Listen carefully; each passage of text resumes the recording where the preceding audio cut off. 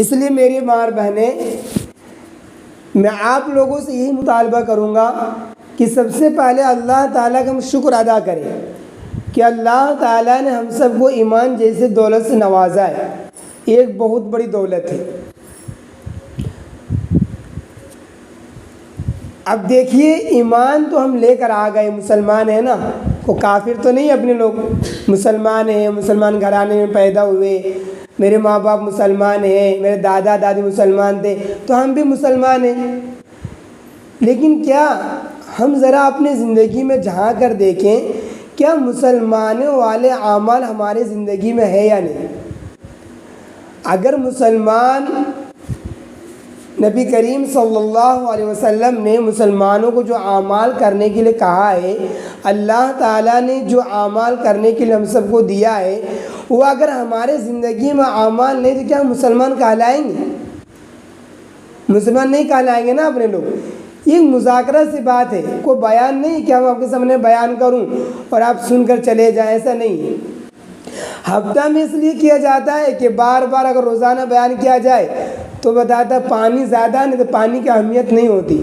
وہی اگر کہیں پہ پیٹرول نکلنا شروع ہو جائے نا تو سب لوگ جرکن میں اور ڈرام میں بھر بھر کر رکھے گا، قیمت ہے نا پیٹرول کا، اور پانی فروانی کے ساتھ ہے ہمارے پاس، تو پانی قدر نہیں ہے، جہاں من تہاں بہا دیتے ہیں۔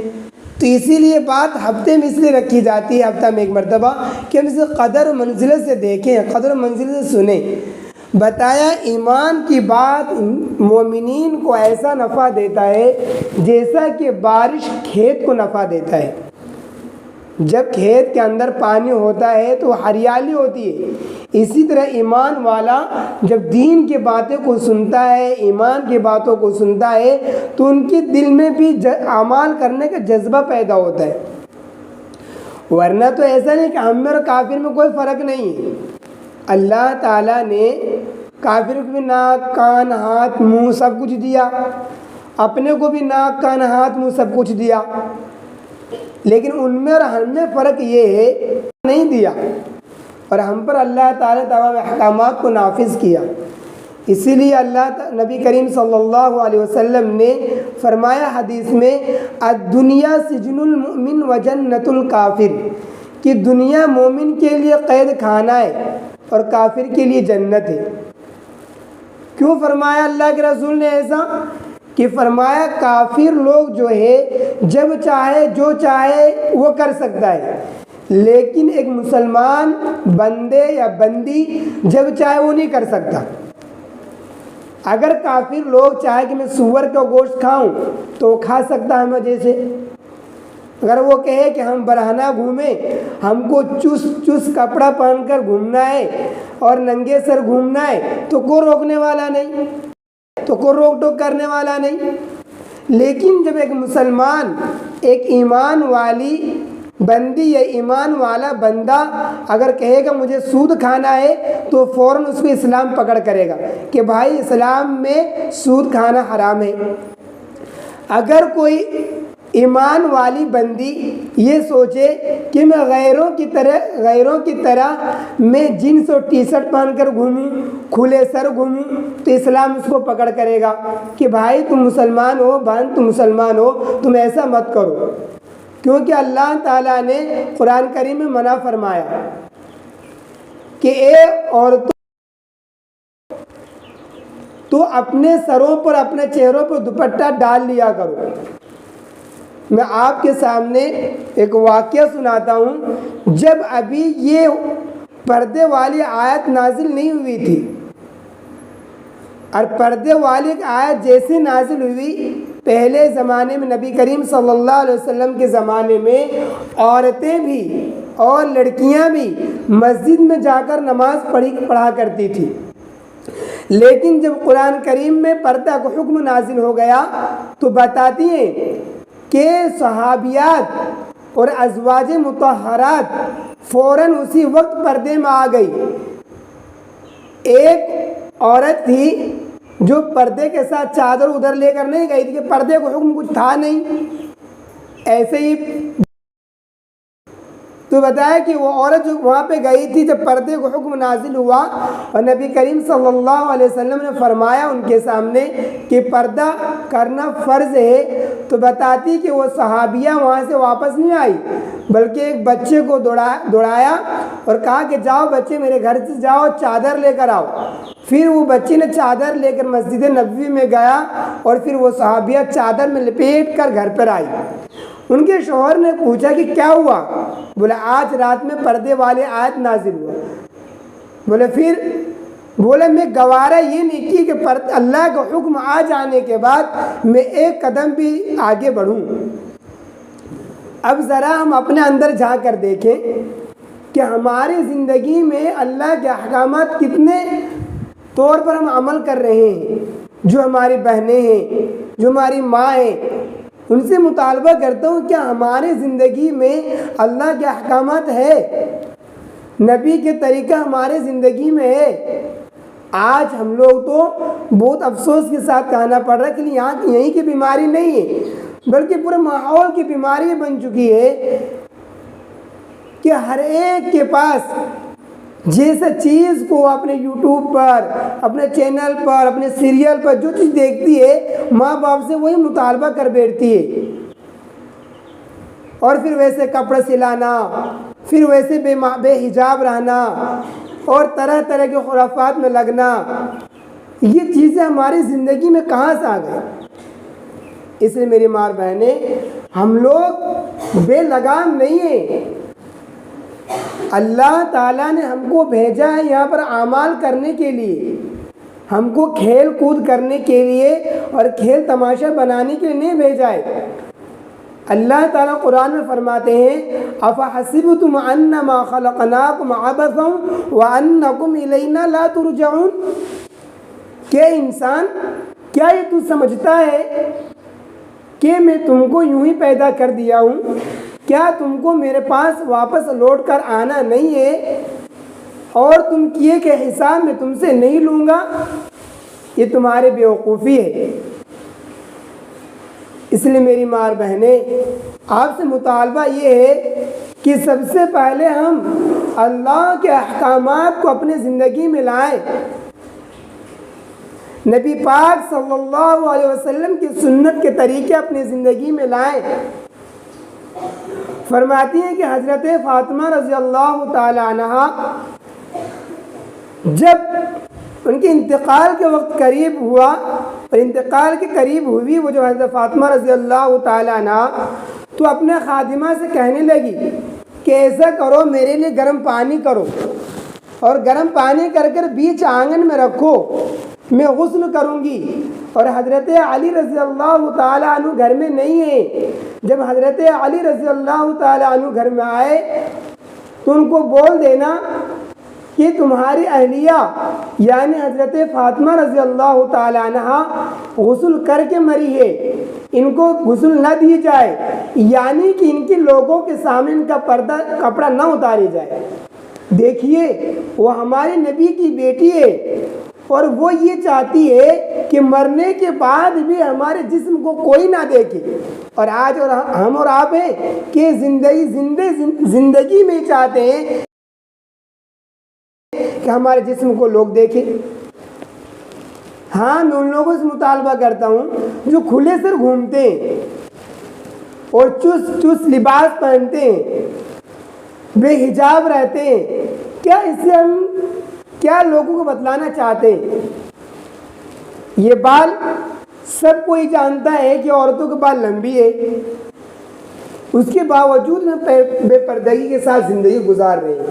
یہ بہت افسوس کرنے کی بات ہے۔ دوسری بات یہ کہ ہماری زندگی میں اللہ کے احکامات کتنی ہیں اس کو مجھے دیکھنا ہے۔ اگر اللہ کے احکامات ہماری زندگی میں ہے تو ماشاء اللہ، کہ ہماری زندگی میں نماز ہے،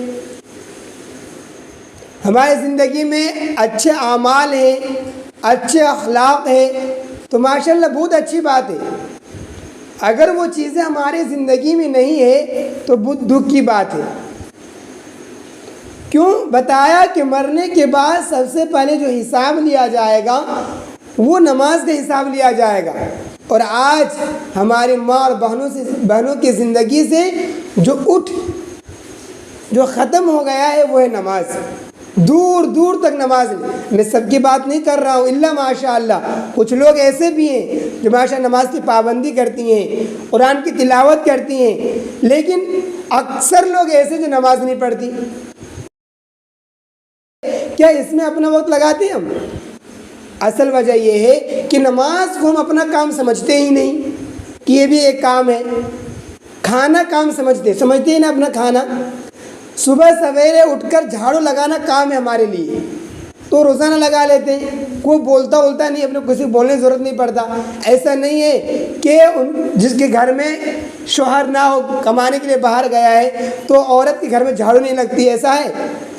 ہر کے گھر میں، ہر ایک آدمی گھر میں جھاڑو لگ جاتا ہے. کیوں؟ وہ جب رات کو سوتی ہے تو ایک خاکہ بناتی ہے وہ کہ مجھے صبح اٹھنا ہے، جھاڑو لگانا ہے، ناشتہ تیار کرنا ہے، بچوں کو مکتب بھیجنا ہے، اسکول بھیجنا ہے، ٹیوشن بھیجنا ہے. یہ تمام کام کو دماغ میں طے کر لیتی، کام کرنا آسان ہو جاتا. لیکن وہ کام میں ہم کبھی یہ ایڈ نہیں کرتے کہ ہم کو فجر کی نماز بھی پڑھنی.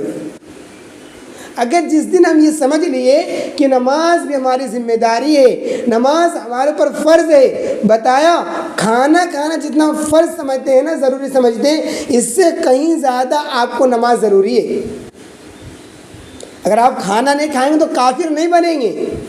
نبی کریم صلی اللہ علیہ وسلم فرمایا من ترک الصلاۃ متعمدا فقد کفر. جس نے جان بوجھ کر ایک وقت کا نماز چھوڑ دیا گویا انہیں کافروں والا عمل کیا. اب بتائیے اگر ہم کھانا چھوڑ دیں، پانی پینا چھوڑ دیں، جھاڑو لگانا چھوڑ دیں، برتن دھونا چھوڑ دیں تو کافر بن جائیں گے؟ نہیں کافر بنیں گے. لیکن اگر ہم اپنے ذات سے جان بوجھ کر نماز چھوڑ دیں گے تو کافر والا عمل کر رہے ہیں ہم لوگ. گویا کہ ہماری زندگی ایک جانور کی زندگی کی طرح گزر رہا ہے نا اپنی زندگی. تو موازنہ کریں تو ناپے اپنی زندگی کو. ایک بکری کو لے لیجئے، بیل کو لے لیجئے. جب بیل صبح کرتا ہے، جب بکری صبح کرتی ہے تو وہ بھی جاگتی ہے اور ان کی جو رکھوالی ہے گھر میں اس کو نکال کر باہر کر دیتی ہے. تو بکری بھی پیشاب پیخانہ کر کے فارغ ہو جاتی ہے. پھر ان کو کچھ وقت ہوتا ہے ناشتہ کے لیے، اس کو کھول کر کہیں پہ دور لے جایا جاتا ہے، وہاں پہ ناشتہ کرتی ہے اور کھانا کھاتی ہے وہ. اس کے بعد اس کو شام کو لے کر آ جاتا ہے، پھر گھر میں لا کر بند کر دیتا ہے، بکری آرام سے سو جاتی ہے. بس اپنی زندگی ایسے ہی گزر رہی ہے. ہم بھی ماشاءاللہ صبح کو اٹھتے ہیں، منہ دھوتے ہیں، ناشتہ تیار ہوتا ہے، ناشتہ کرتے ہیں، پیشاب پیخانے سے فارغ ہو جاتے ہیں. اس کے بعد دوپہر کے ہوتے دوپہر کو کھانا کھاتے ہیں، شام کو تھوڑا چہل قدمی کر لیے ادھر ادھر، جیسے بکری چرنے بھی سو رہی ہے اور ہم بھی ایسے زندگی گزار رہے ہیں. تو کیا ہم لوگ جانور ہیں؟ یہ انسان ہے اپنے لوگ. اللہ تعالیٰ نے اپنے لوگوں کو اشرف المخلوقات بنایا. اللہ نے قرآن کریم میں فرمایا لقد خلقنا الانسان فی احسن تقویم، کہ میں انسان کو بہترین سانچے میں ڈھالا ہوں، ان کو اشرف المخلوقات بنایا ہوں. چاند سے بھی زیادہ خوبصورت اپنے کو بنایا ہے، چاند سے بھی زیادہ خوبصورت. لیکن اللہ تعالیٰ نے اپنے کو تمام چیزوں کو دیا ہے. کیا چیز کی اپنی زندگی میں کمی بتائیے؟ اللہ تعالیٰ نے گھر دیا، کپڑا دیا، سب کچھ دیا، ٹائم ٹیبل پر کھانا دے دیتا ہے، اولاد دیا، ہر کچھ دیا اللہ تعالیٰ نے. اور اللہ رب سے کیا مطالبہ کر رہا ہے؟ کیا آپ آنکھ کو خود سے بنا لیے، زبان کو خود سے بنا لیے، ہاتھ کو خود سے بنا لیے؟ یہ تمام چیزیں اللہ تعالیٰ کی ہے. اللہ نے قرآن کریم میں فرماتے ہیں ان اللہ اشتری من المؤمنین انفسهم واموالهم بان لهم الجنہ، کہ انسان کے جو مال دولت دھن جائیداد جو بھی کچھ ہے میں اس کو خریدا ہوں. اللہ تعالیٰ سودا کر لی ہے اپنے سے جنت کے بدلے میں. اور اللہ اپنے سے کیا کر رہے ہیں؟ اگر بتائیے اگر اللہ تعالیٰ ہم میں سے کسی کا پاؤں بولے کہ مجھے پاؤں دے دو اور توڑ دے پاؤں، تو اللہ کچھ بگاڑ سکتے ہیں؟ آنکھ پھوڑے کچھ بگاڑ سکتے ہیں؟ کچھ بھی نہیں. یہ اللہ کی امانتیں ہیں ہمارے پاس. اب یہ امانتوں کو اللہ تعالیٰ کبھی کبھار کہتا ہے بندی آ جا تو 2-4 رکعت نماز پڑھ لے، تو اس میں ہم پیچھے ہٹتے ہیں. دین کی باتیں سننے میں وہ لوگ کتراتے ہیں، ایک کو بھلائی کی طرف بلانے کے لیے ہم دور دور بھاگتے ہیں۔ جب ہم دین کی باتوں کو سنیں گے نہیں، ان پر عمل کریں گے نہیں، تو کیا جنت میں ایسے ہی چلے جائیں گے؟ جو ماں ہے ان سے پوچھئے کہ وہ اپنے گود میں ایک گلاب سا پھول کھلانے کے لیے کتنی کٹھنائی برداشت کرتی ہے۔ دنیا ہے، مشکلات کا سامنا کرنا پڑتا ہے، سب سے مطالبہ نہیں، لیکن ان سے پوچھئے جو ماں بنی ہوئی ہے، وہ اپنے گود میں اگر ایک گلاب کا پھول کھلانا چاہتی ہے کہ میری گود میں گلاب کا پھول کھلے، تو کیا بہت آسانی سے ان کی گود میں گلاب کا پھول کھل جاتا ہے؟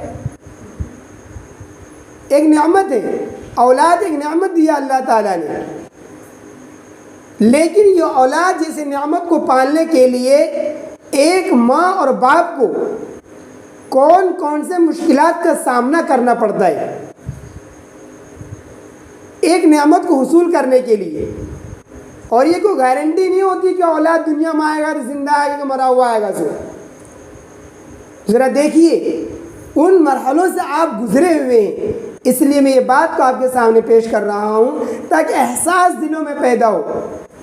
ایک ماں جب اپنے گود میں گلاب کو پھول کھلانا چاہتی ہے تو 9 ماہ تک ایک خون کو اپنے پیٹ میں اٹھا کر رکھتی ہے، اور یہیں تک بس نہیں، ان 9 ماہ کے اندر اس ماں کو کتنی مشکلات کا سامنا کرنا پڑتا ہے، آسانی سے نہیں، بہت مشکلات کا سامنا کرنا پڑتا ہے۔ کبھی ادھر لیٹتی ہے، کبھی ادھر لیٹتی ہے، بیچاری ہر طرف سے پریشان ہوتی ہے۔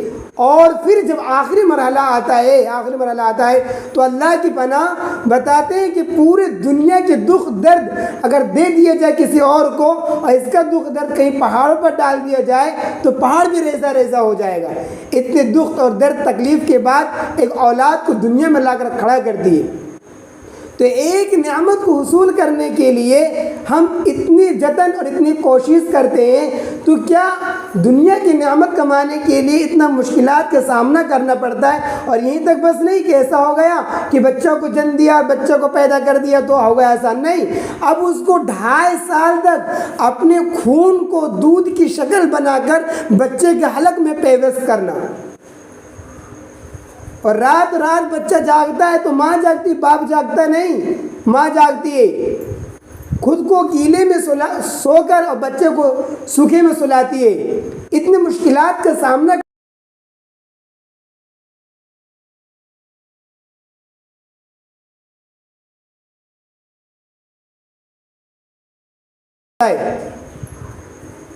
تمہیں بتا رہا تھا کہ دنیا کی نعمت حاصل کرنے کے لیے اتنی مشکلات کا سامنا کرنا پڑ رہا ہے، تو کیا جنت جیسی نعمت اللہ تعالیٰ آسانی سے دے دے گا؟ میری ماں بہنیں کبھی نہیں ملنے والا، اس لیے مجھے کچھ کرنا ہی پڑے گا، نماز پڑھنی ہوگی، پردہ میں آنا ہوگا، بے پردگی رہیں گے اور بے پردہ زندگی گزاریں گے تو کسی سے کچھ بگڑنے والا نہیں ہے۔ لنا اعمالنا ولکم اعمالکم، ہمارے اعمال ہمارے پاس ہے اور تم لوگوں کا اعمال تم لوگوں کے پاس ہے۔ ایسا نہیں ہے کہ ہم گناہ کریں گے تو کوئی دوسرا، ولا تزر وازرۃ وزر اخری، اگر گناہ کریں گے تو ایسا نہیں کہ میرا بوجھ میرا بیٹا اٹھا لے گا، میرا بوجھ میرا شوہر اٹھا لے گا، میرا بوجھ میرا باپ اٹھا لے گا، ایسا نہیں ہے۔ جو آدمی جو کام کرے گا اس کو بوجھ اسی کو اٹھانا پڑے گا۔ ولا تزر وازرۃ وزر اخری، ہر ایک کو اپنا اپنا بوجھ اٹھانا پڑے گا قیامت کے دن۔ دنیا میں جیسے ہم اکیلا آئے نا، مرنے کے بعد جب اٹھایا جائے گا، والبعث بعد الموت، جب موت کے بعد اللہ تعالیٰ دوبارہ زندہ کریں گے تو بھی اکیلے اٹھنا ہے وہاں سے، کوئی دوسرے نہیں آئیں گے اپنے ساتھ۔ اب بتائیے کہ اتنی مشکلات کے سامنا کرنے کے بعد ایک گلاب کا پھول اپنے گود میں کھلائے، اب بتائیے کہ ہم اگر اپنی زندگی میں نماز نہیں لائے، اپنی زندگی میں اچھے اخلاق نہیں لائے، اپنی زندگی میں پردہ والی زندگی نہیں لائے، بے پردگی زندگی گزارتے رہے، تو بتائیے جو معصوم سا بچہ آپ کے گود میں پل رہا ہے، کیا آپ امید کر سکتے ہیں ان کے لیے کہ یہ بچہ آگے بڑھ کر میرا مطیع و فرما بردار بنے گا؟ آپ اپنے خون کو دودھ کی شکل میں ڈال کر ان بچے کے رگ رگ میں پیوست کر رہے ہیں، اور آپ کی زندگی میں نماز نہیں ہے تو یہ بچہ بھی بے نمازی بنے گا۔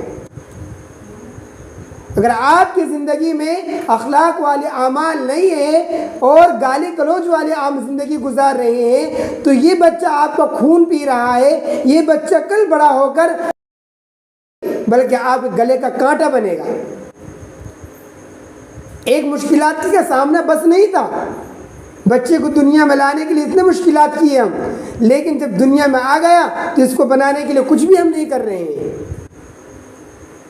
بہت افسوس کے ساتھ کہنا پڑتا کہ ہماری ماں اور بہنیں اور جو بہویں ہیں کیا کر رہی ہے، ان کے پیٹ میں ایک ایسا بچہ پروان چڑھ رہا ہے، ان تمام چیزوں کے باوجود وہ گھر پر سو کر سیریل دیکھ رہی ہے۔ اب بتائیے وہاں پہ جو زندگی گزار رہا اور بچہ جو بن کر سامنے آئے گا، تو کیا وہ فاطمہ رضی اللہ تعالیٰ عنہ یا عائشہ رضی اللہ تعالیٰ عنہ کی زندگی گزارے گی، یا ایشوریہ رائے بنے گی اور کٹرینہ کیف بنے؟ کون بننے والی ہے؟ اس لیے میری ماں اور بہنوں سے مطالبہ ہے کہ آپ کوئی معمولی نہیں ہیں، آپ ایک مدرسہ ہیں، ایک مکتب ہیں، آپ مدرس اور مکتب میں پڑھانے والا معلم یہ بعد میں آتا ہے، لیکن سب سے پہلا مدرسہ اور سب سے پہلا مکتب یہ ماں کی گود ہوتی ہے۔ اگر ہماری ماں اور بہنیں سدھر گئی تو دنیا کا حالات سدھر جائے گا، اگر یہ بگڑی تو دنیا کا حالات بگڑ کر رہے گا، اور یہی ہو رہا ہے۔ آج ہماری دنیا کا حالات جو بگڑا ہوا ہے یہ مردوں کے بگڑنے سے نہیں بلکہ یہ عورتوں کے بگڑنے سے۔ کیوں کہ ہمارے سامنے جو نسل آ رہی نئی نسل، یہ مرد پیدا نہیں کر رہا، یہ ہماری ماں اور بہنیں کے کونک سے جو بچہ پیدا ہو رہا ہے، یہ نافرمان بچہ اس لیے پیدا ہو رہا ہے کہ ہماری ماں اور بہنوں کی زندگی میں اللہ کے رسول کے اخلاق نہیں ہے، فاطمہ رضی اللہ تعالیٰ عنہ جیسی زندگی نہیں ہے، عائشہ رضی اللہ تعالیٰ عنہ جیسی زندگی نہیں ہے۔ وہ زندگی اپنانی ہوگی اگر ہم چاہتے ہیں کہ ہمارے سوسائٹی، ہمارا ماحول، ہمارا کلچر، ہمارا خاندان اگر سدھر جائے اور پاک دامن عفت والی زندگی گزارے، تو مجھے گزارنا ہوگا ایسا۔ اس لیے میری ماں اور بہنوں، میں آپ سے مطالبہ کرتا ہوں کہ سب سے پہلے ہم یہ ارادہ کریں کہ اب سے ماضی میں جیسے بھی زندگی ہم گزار دیے تو اللہ تعالیٰ اس کو معاف کرے۔ نبی کریم صلی اللہ علیہ وسلم فرماتے ہیں التائب من الذنب کمن لا ذنب لہ، گناہوں سے توبہ کرنے والا ایسا ہے گویا اس نے گناہ ہی نہیں کیا۔ اس لیے ہم آج کی مجلس میں یہ توبہ کر کے اٹھے یہاں سے کہ اللہ ماضی میں تیرے بہت نافرمانیاں کی، اللہ کے رسول کو بہت حکم کو توڑا، ان کی نافرمانیاں کی، اور قدم قدم پر میں اللہ کے رسول کو ستاتا رہا، اللہ تیرے حکم توڑتا رہا، مسجدوں سے اذان آتی رہی، ہمارے کانوں سے اذان کی آوازیں ٹکراتی رہی، لیکن میں کبھی مصلی والی نہیں بنی۔ ایسی زندگی، جانور کی زندگی ہم گزارتے رہے، اے اللہ اب تو مجھے معاف کر دے۔ نبی کریم صلی اللہ علیہ وسلم فرمایا التائب من الذنب کمن لا ذنب لہ، کہ گناہوں سے توبہ کرنے والا ایسا ہے وہ اس نے گناہ ہی نہیں کیا۔ اس لیے میری ماں اور بہنوں، اگر ہم چاہتے ہیں کہ میرے بچہ صحیح ہو اور بڑھاپے کا سہارا بنے، جب ہم بوڑھے ہو جائیں گے تو یہ بچہ لاٹھی ہمارا بنے گا، سہارا بنے گا، لیکن ایسا نہیں بنے گا۔ ایسے واقعات سننے کو مل رہا ہے، پہلے تو بیٹا باپ کو ماں کو مارتا تھا، اب ایسے بھی واقعات آ رہے ہیں کہ 16-17 سال کا بچہ اپنے ماں باپ کو قتل کر دے رہا ہے۔ اور یہ کیوں؟ کہ ان کی ماں نے ان کو وہ تربیت نہیں دی۔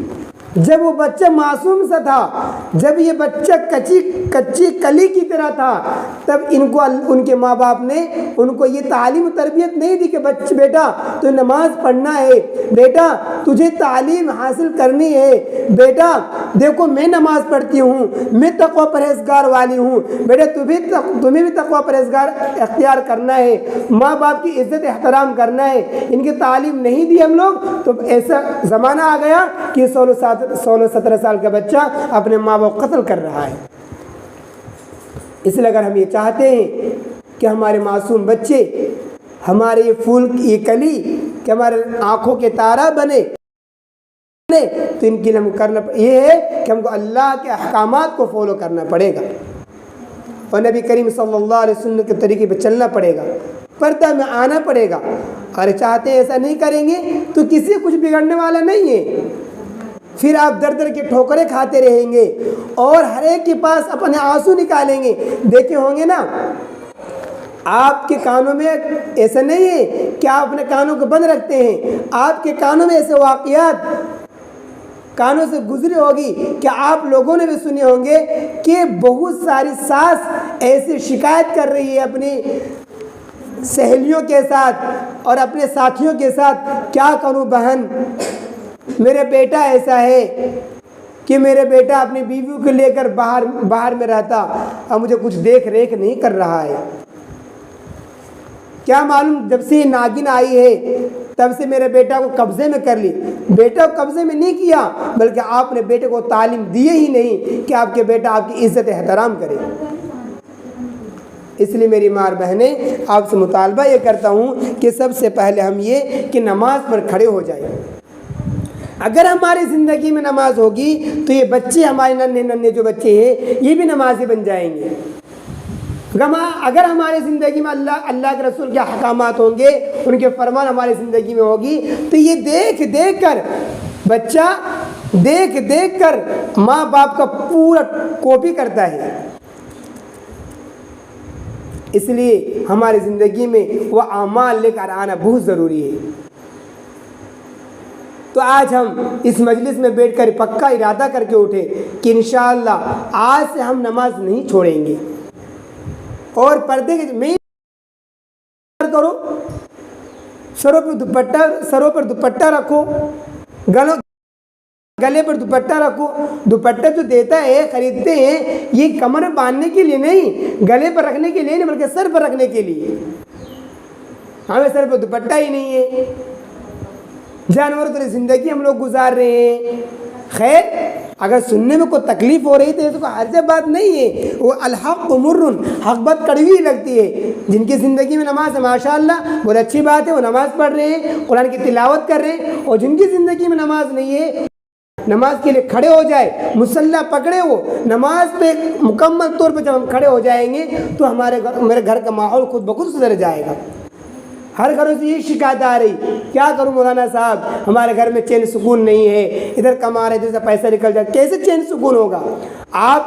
ہم لوگوں نے اپنے گھروں میں کیا اپنا لیے ہیں؟ شیطان کا اڈا بنا دیے ہیں، اپنے گھروں کو قبرستان بنا دیے ہیں۔ ایک رکوع ایک آیت بھی ہمارے گھروں میں تلاوت نہیں ہوتی، ایک سجدہ بھی ہمارے گھروں میں نہیں ہو رہا ہے، تو بتائیے کہ ہمارا گھر قبرستان نہیں ہے یا شیطان کا اڈا نہیں تو کیا ہے؟ جب شیطان کا اڈا ہوتا ہے وہاں پہ کیا ہوتا ہے؟ ہمیں چین سکون تھوڑی نہ رہتا ہے۔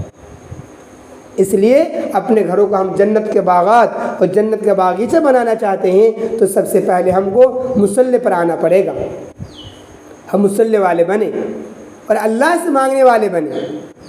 اس سے پہلے بھی آپ کے سامنے بات کہا تھا کہ اللہ تعالیٰ نے آپ کو وہ صفات، آپ کو وہ ملکہ دیا ہے، جب چاہیں اللہ سے جو چاہیں مانگ سکتے ہیں۔ اگر کوئی عورت یہ ٹھان لے کہ مجھے عید کے موقع پر یا بقرعید کے موقع پر مجھے یہ سوٹ لینا ہے تو وہ کچھ ہو جائے آسمان یا زمین وہ سوٹ لے کر ہی رہتی ہے۔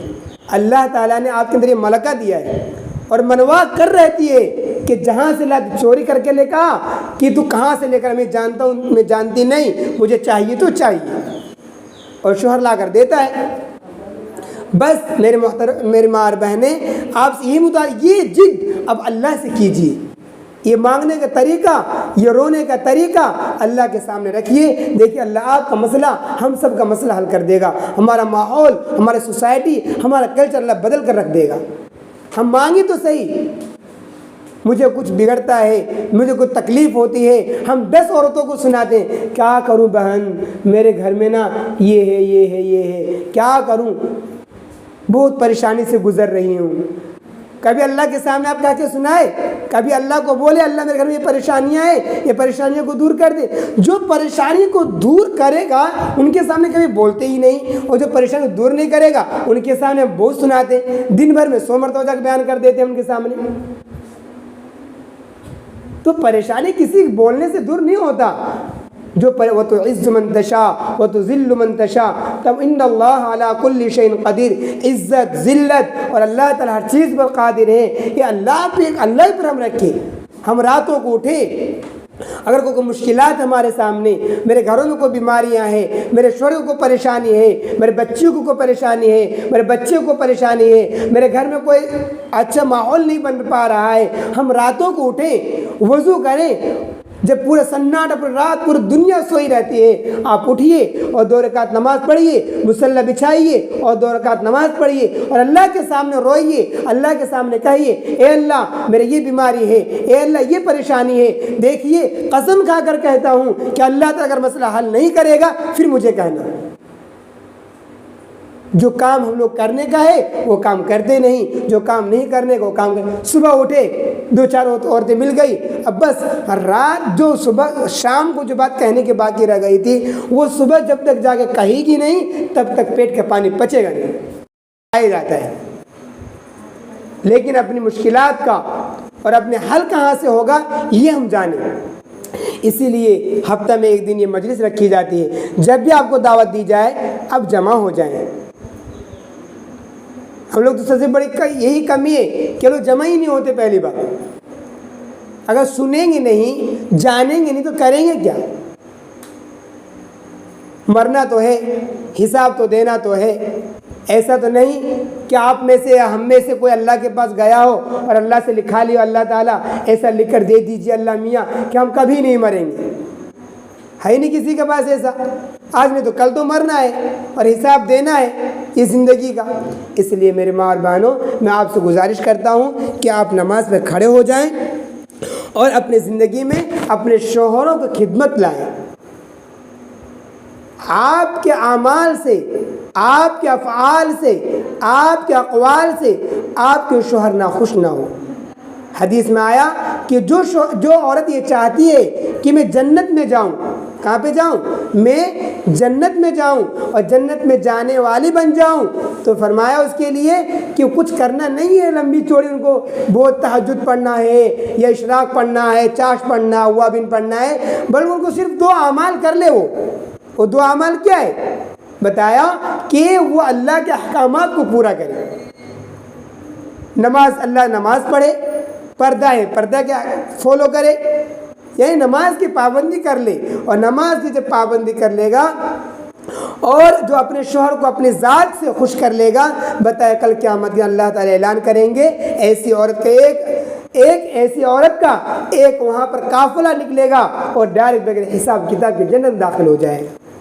اور فرمایا نماز جب ہم شروع کر دیں گے، جتنے ہی آتا ہے نماز اگر ہم شروع کر دیں گے، اللہ تعالیٰ قرآن فرماتا ہے ان الصلاۃ تنہا عن الفحشاء والمنکر، کہ نماز ایک ایسی عبادت ہے کہ اگر ہماری زندگی میں نماز آ گئی تو دھیرے دھیرے دھیرے دھیرے ہر برائیاں ہماری زندگی سے ختم ہو جائیں۔ اس لیے اگر ہم چاہتے ہیں کہ نیک بنے اور مرنے کے بعد قبر میں وہ جنت کا باغیچہ بنے، ہم جنت میں جانے والے بن جائیں، تو ہم کو نماز کے فالو کرنا پڑے گا، اپنے شوہر کی خدمت کرنی ہوگی، اور ایسا ہم کریں گے تو اللہ تعالی ہم سب کو بھی قبول کرے گا، اور ہمارے خاندانوں کو، ہمارے ماحول کو، ہمارے سوسائٹی کو، سب کو قبول کر کے ایک نیا ماحول دے گا۔ یہ ہم لوگ بنا سکتے ہیں۔ مرد اتنا محنت نہیں کر سکتا جتنے ایک عورت محنت کر سکتی ہے۔ اگر میری زندگی میں نماز ہوگی، ہم دوسرے کو کہیں گے کہ بہن تو بھی نماز پڑھو۔ آپ سے عورتیں آپس میں اتنی بات کرتی ہے کہ وہ بات اگر ہم اللہ کے رسول کی بات کریں گے تو پورے عورتیں نماز پڑھنے والی بن جائے گی اور ایک ماحول بن کے نکلے گا۔ کون یہ چاہتا ہے کہ ہماری بستی میں سے بدنام ہو؟ اس لیے ہم دوسرے کو دیکھنا نہیں ہے. میں پہلے کہا تھا لنا اعمالنا ولکم اعمالکم، کہ ہمارے اعمال ہمارے پاس ہے، آپ لوگوں کا اعمال آپ کے پاس ہے، یعنی کہ جو جیسا کرے گا ویسا بھرے گا. ولا تزر وازرۃ وزر اخری، کوئی کسی کا بوجھ نہیں اٹھائے گا. وقت ہو گیا ہے، اب بس میں اسی پر اپنی بات کو ختم کرتا ہوں. لیکن ایک بات یہی ہے کہ آج کی مجلس میں ہم سب توبہ کر کے اٹھے کہ اللہ کے پیچھے جو جیسی بھی زندگی گزاری، بے نمازی زندگی، نماز نہیں پڑھتی تھی، بے پردہ رہتی تھی، اللہ تعالیٰ، اور یا اپنے کسی کا شوہر ان کی ذات سے ناراض ہے تو یہ ارادہ کر کے اٹھے کہ میں اپنی ذات سے اپنے شوہر کو ہمیشہ خوش رکھوں گی اور نماز کی پابندی کروں گی، اور جہاں تک ہو سکے گا اللہ تعالیٰ میں پردہ میں آنے کی کوشش کروں گی. چلیے مختصر دعا کر